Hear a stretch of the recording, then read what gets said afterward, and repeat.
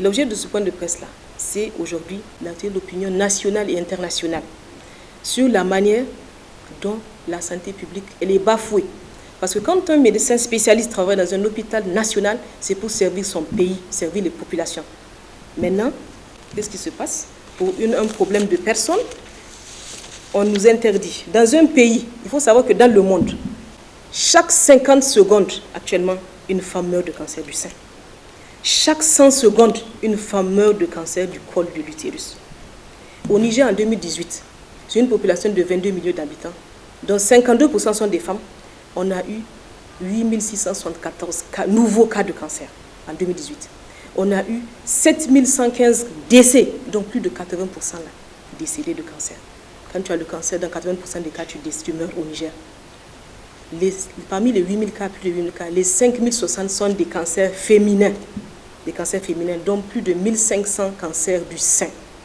Nous sommes dans le mois d'octobre. Octobre rose est dédié sur le plan international à la lutte contre le cancer du sein.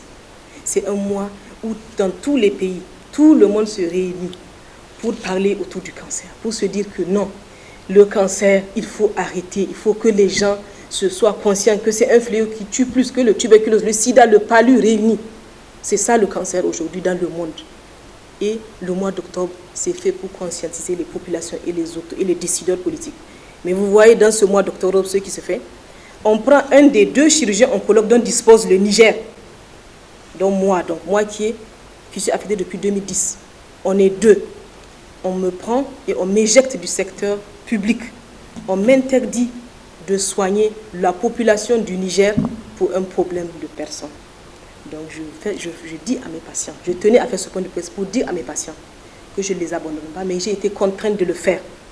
Mais où que je sois, je continue à les servir mon pays. Où que je sois, je continue à servir la population.